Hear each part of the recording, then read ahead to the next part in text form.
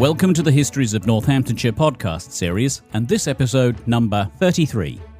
Recorded on location, each episode tells the story of one of the many and varied objects which are the focus of the exhibition A History of Northamptonshire in 100 Objects. The exhibition runs at the Northampton Museum and Art Gallery between the 20th of September 2025 and February 2026. Selected by local individuals, heritage groups and the museum's own curators, each object tells a different story from the county's past. And so, to our guest for this episode. I'm Jean Hawkins, and I'm chairman of the Friends of St Peter's, which is in Mayfair, Northampton, pretty close to the station. Jean, welcome to the podcast series. What is the object that we're particularly interested in right now? The object that we're particularly interested in is a massive piece of dirty old stone, which turns out to be 10th century. That means it's around about 1700 years old. And it's sat on the floor of St Peter's Church, unnoticed in a corner for a very long time. What is its function? That's precisely what we don't know. We think it was part of a cross shaft. We'd got some information, but really not much idea about whether that information was correct or not. So off we went to find out what was it. Jean, tell me what St Peter's Church is and why it is significant for people who've never been there and don't know anything about it. It's a smallish 12th century church. That means it was built in the time of the Normans, after the Norman conquest, William and all that. And it's particularly noteworthy because it's got the sort of architecture with the rounded arches, which you sometimes find on castle buildings. It's very, very different to the average later medieval church because it's not big, it's not particularly showy as a building.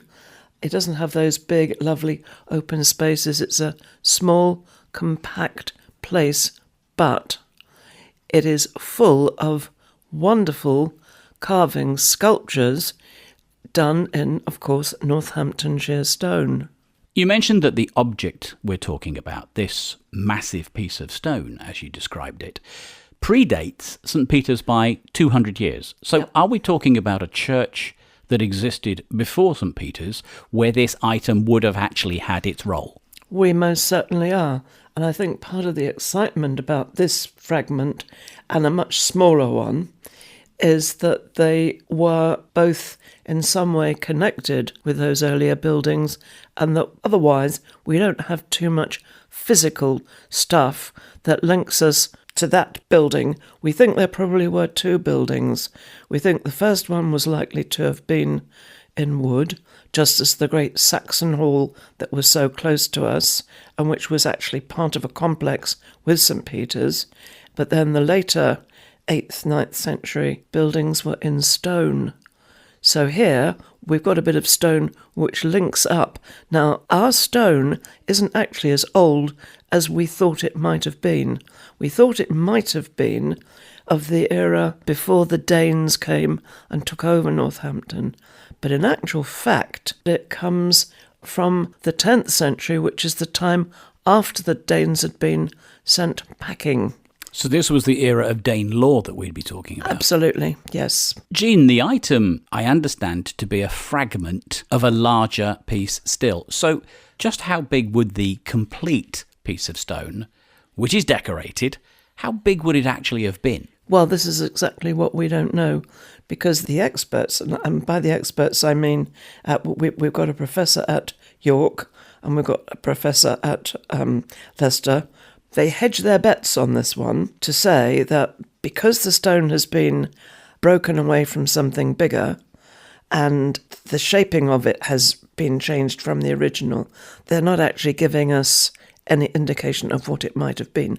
If we look at similar items that are found in Northamptonshire, you find these medieval churchyard crosses in the Derbyshire area, Bakewell, and they are massive. They're up to 10 feet tall.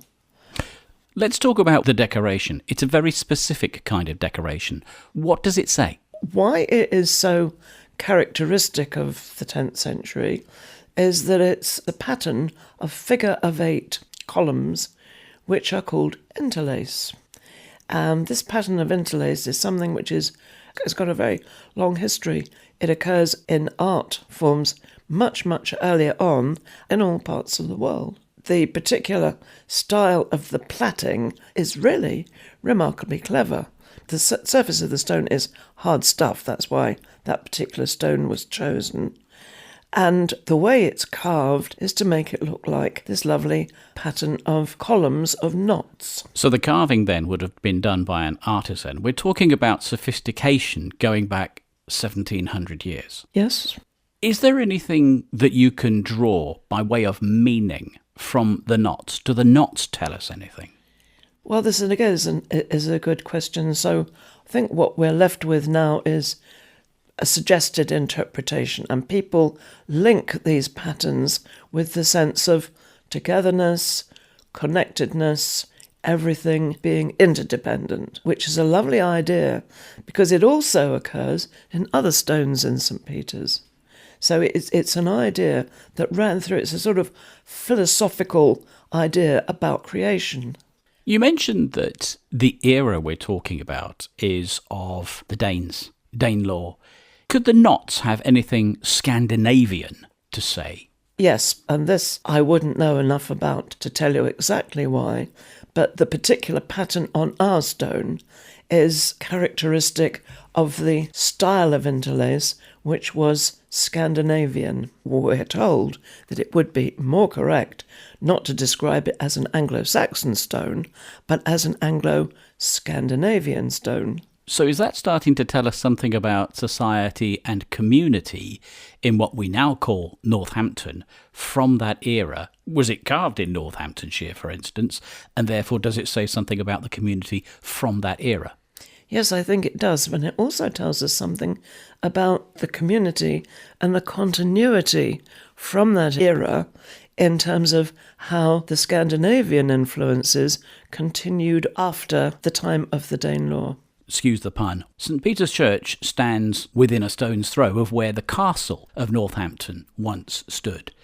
Does that tell us anything about community? If you had this previous church or this previous place of community existing where there would then be a castle that has now disappeared? Yes, the origins, the very cradle of Northampton was on the very spot of the river bluff, which just runs down to the Nen below, and which included the location of St. Peter's, the Saxon halls, and continued to another small church building in alignment, which was St. Gregory's. And that we would call a minster. Minster is the Anglo-Saxon term for monastery. It seems to have been a religious sort of settlement which was put on the edge of the river, good transport, nice, safe position up in a defensible place, and it became a very small settlement from which we get the name Ham Tun. The first mention of it as Northampton was around about 914 in the Anglo-Saxon Chronicle. And that, of course, is to separate out from the other big Ham Tun, which was the South Ham Tun. Jean, what do you think it says about Northamptonshire, and why should this item be in the exhibition, telling as it does one of the histories of the county? I think because when you look at the item and when you can actually touch that piece of stone, it takes us straight back to the people who lived in that place and who made the stone. We're going back to the time of the very origins of the town, from which development then spread out, and that place which was so important that it then became the Shire town, the organising administrative town for the rest. The significance of Northampton within the county of Northamptonshire. Yeah. How strange that we should be talking about a worked piece of stone sitting in a church which followed the stone's creation, and the church is called St. Peter's, and St. Peter was known as the Rock. There's a certain synergy there that perhaps we can talk about on another occasion. In the meantime, it's been fascinating to hear about the stone and its origin, predating as it does St. Peter's Church. Jean, fascinating to hear from you. Thank you for being part of the podcast series. Real pleasure. Thank you, John. Thank you for listening to this Histories of Northamptonshire podcast. If you would like to find out more about the objects or listen to other episodes in the series, go to www.northamptonmuseums.com. Alternatively, you can visit the Northampton Museum and Art Gallery, where you can see the A History of Northamptonshire in 100 Objects exhibition for yourself. The Histories of Northamptonshire project is funded by Arts Council England as part of the National Portfolio Programme.